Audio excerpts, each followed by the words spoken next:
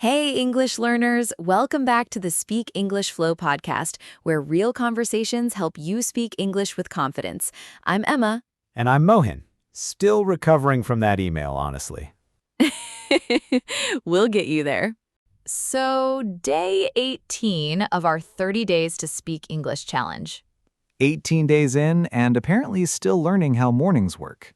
Today's topic, how a quiet morning can change your whole day. This one's for anyone who wakes up and immediately feels behind, like the day already started without them. Exactly. And it matters because how you begin your morning quietly shapes your mood, your focus, even how you talk to people for the rest of the day. Which explains a lot about my group chat mornings, honestly. We're not talking about building some huge new routine today, just small, honest changes. I like small. Small I can manage. Small is exactly the plan. Before we dive in, here's a small idea for you. Keep going. A muscle doesn't get stronger from one huge workout. It gets stronger from small, steady use again and again. English works the same way. So a few quiet minutes with us each day actually add up. They really do. So if you haven't already, subscribe to Speak English Flow. Think of it as one small rep for your English every single day. And tell us in the comments where you're listening from this morning. We genuinely love reading them. We do, everyone. All right, let's ease into today's topic. Let's go. So let's start here. Why do the first few minutes of your day matter so much? Honestly, I'd never thought they did until this morning. Tell me what happened, step by step. Alarm goes off, I grab my phone, and within 2 minutes, I'm annoyed about a work email I haven't even properly read yet. And how did you feel walking into the kitchen after that? Rattled, honestly. Like my nerves were already a little shaken before the day had even properly started. Rattled. Good word for that. Nervous, shaken, thrown off balance by something sudden. That's exactly it. I wasn't calm, I was just braced for the next thing. Think of your morning like the opening scene of a movie. Whatever happens in those first few minutes sets the tone for everything that follows. So if the opening scene is chaos, the whole movie kind of feels chaotic. Exactly. A calm opening scene doesn't guarantee a perfect movie, but it makes a very different one than starting with an explosion. My mornings have definitely been the explosion version lately. So step one is just noticing what's actually setting your tone each morning. For me, apparently, it's a phone and 3 group chats.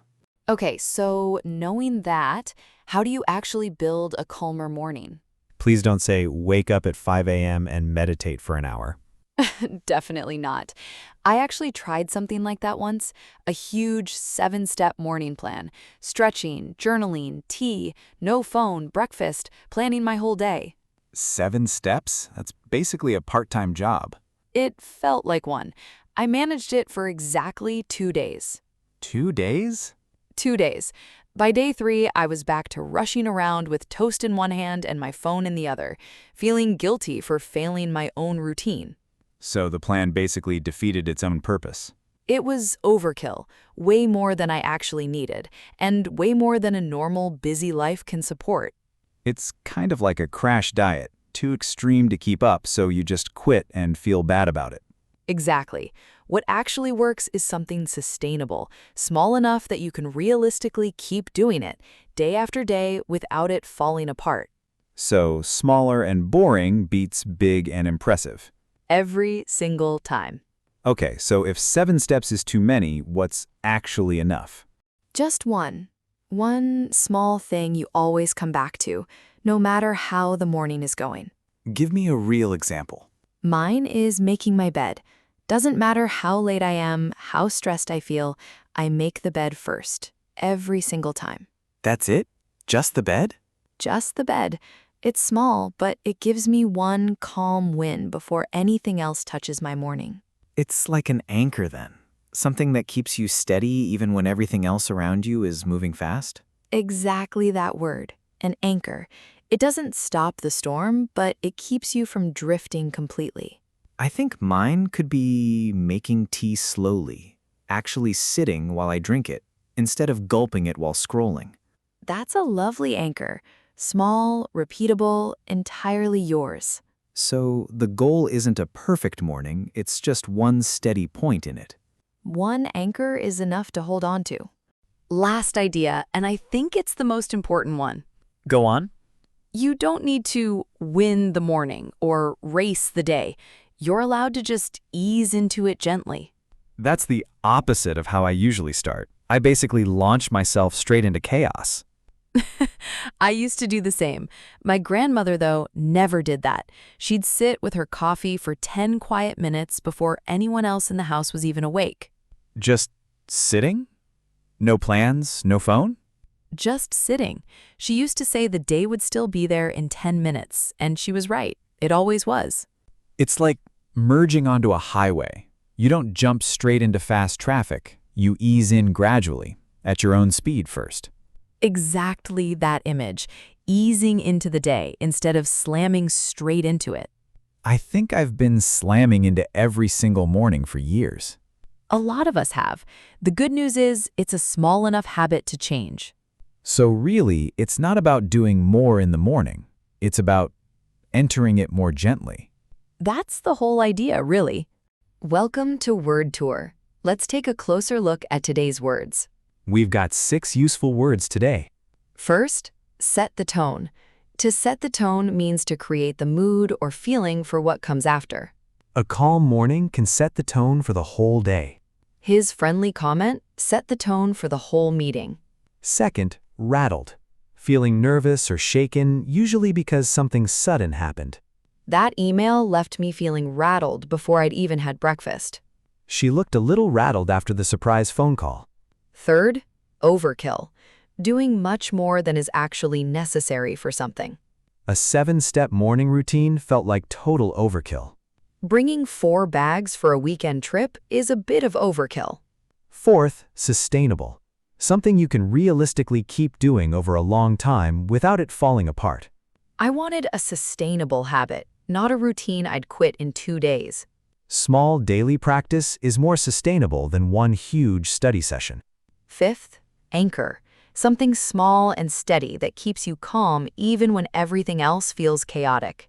My anchor is making my bed every single morning. Having one calm anchor helps me handle stressful days better. And finally, ease into. To start something gradually and gently instead of rushing straight in. I like to ease into my mornings instead of rushing straight into work. She eased into the conversation slowly instead of jumping right to the hard part. 6 phrases perfect for talking about your own mornings calmly and naturally. Try using just one of them out loud tomorrow morning. Now say it better. Basic sentences upgraded. I'll read the basic one. And I'll make it sound more natural. I wake up and I feel bad. I wake up already feeling behind. It sounds more specific and captures that rushed feeling. I check my phone right away. My phone is usually the first thing I reach for. That's how people naturally say it, and it's very relatable. I want a calm morning. I just want my mornings to feel a little calmer. It sounds softer and more like a genuine wish. I try many things, but it doesn't work. I've tried a lot of routines, but none of them really stuck. Stuck is a great word for habits that don't last.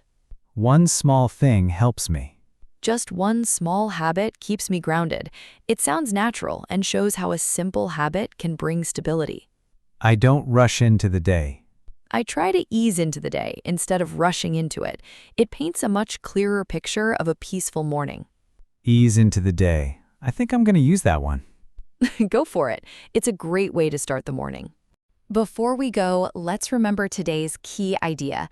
A calm morning starts with one small choice. You don't need a perfect routine. You just need one habit that's easy enough to repeat every day. Those small, consistent actions are what create lasting change. So don't rush to do more. Start with one simple step and let it grow naturally. We'd love to hear from you. What's one small habit that helps you begin your day with a little more calm? Share your answer in the comments. We read them every comment, and your experience could encourage someone else. We can't wait to hear your ideas. Thanks for joining us for Day 18 of the 30 Days to Speak English Challenge. If today's episode helped you, make sure you're subscribed so you don't miss Day 19 tomorrow.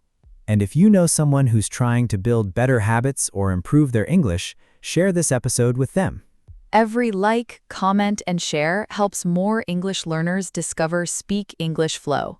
Thanks for listening. To Speak English Flow. Until next time, take care of yourself. And enjoy a calm, confident start to your day. Bye.